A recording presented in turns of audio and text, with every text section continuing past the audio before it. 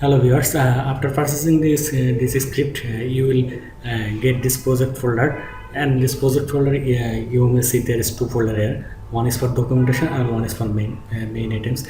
I will not go to the documentation. I will like to go to the main items, and in the main items you can see there is two folder for two different projects. One is for API project, this one, and one is for client project, that is this one. I opened both of them in Visual Studio Code. Here is the admin client project, and here is the admin API project.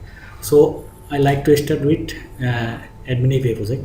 So here in admin API project, you have to do first the migration work to create a database and some tables. So in this project I use 5 connection instances, this 5 for 5 different database, and which one is used you can find here in this file, startup.cs file. You may see here I am using the MySQL database because the connection string, the MySQL portion is only open and another 4 is commented here. So the API connection string MySQL is open and this one is configured here. So the database name will be AdminVue. So I would like to start the migration. For migration you have to write .NET if migrations add, and the migration name I will like to name it initial migration. Press enter. It will create a migration folder here. Build started, soon will succeeded, and you may see a new folder here named migrations. So build will be succeeded and the migration folder is created here with 3 class. And for create database you have to write now .NET if database update. So the database will create now in MySQL server. Build succeeded and done. So you may see here in my MySQL server there is no DB now the admin DB is created here with some tables you may see here. So now I like to run the API project. So .NET run, this will run the API project, you may see now. So the API project is running on localhost 5001 port, and if you navigate to this port you may see a Swagger UI documentation here. So you may use this API project separately because the API and the client project is completely separate. So if we want to test it here you have to go first to this method and type username and password. Admin@2021 is username and the password is just same for admin user. There is also a user for user role. This is the admin role user. So here a token is generated, so copy this token and authorize this API from here.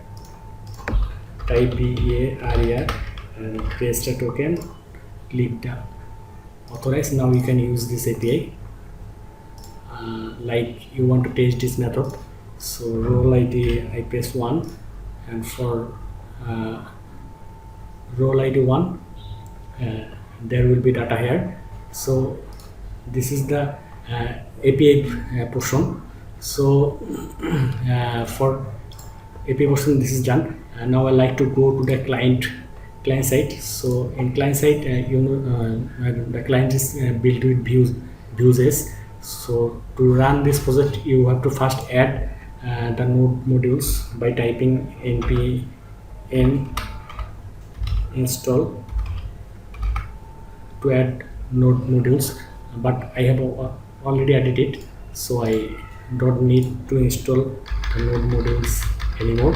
So I like to run it by pressing npm run serve, and this will run this project in localhost 8080 port maybe, and we will see the client project there.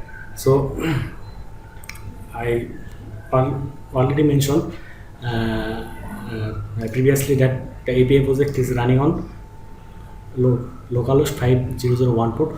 So if you want to use this API with this client, so you have to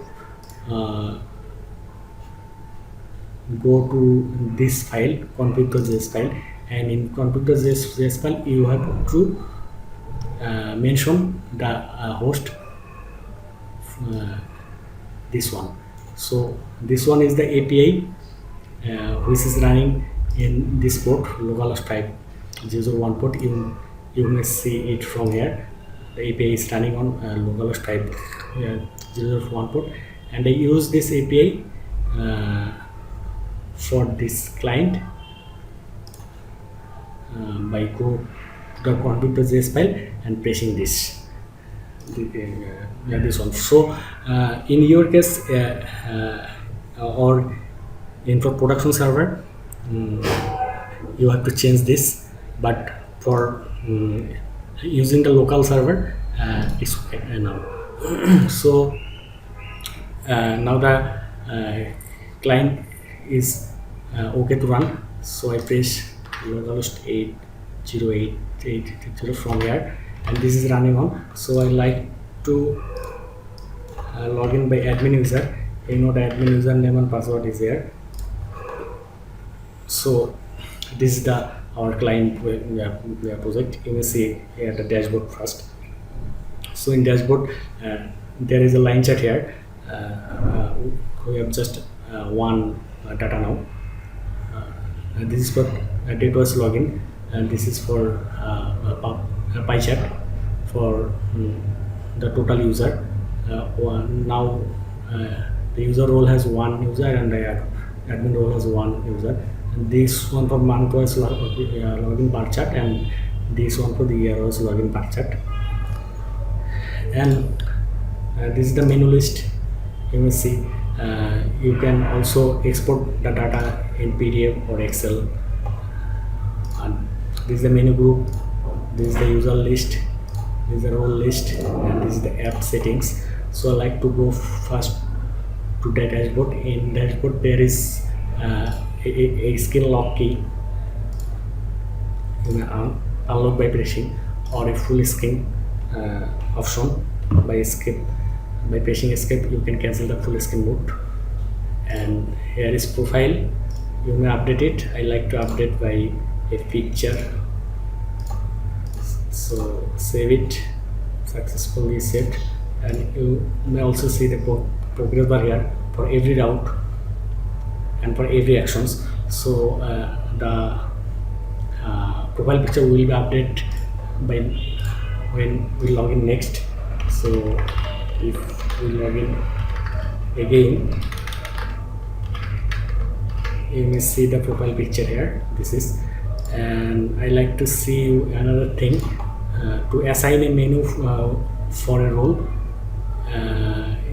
you have to go here, menu group list, and in menu group list you may see the super admin group has all the access. But if we go to the user group, it has only this many access, and if you want to access this role, just press it and successfully will be assigned. And if you want to unassign this, just press this. Okay, this is the documentation part. So thank you for watching.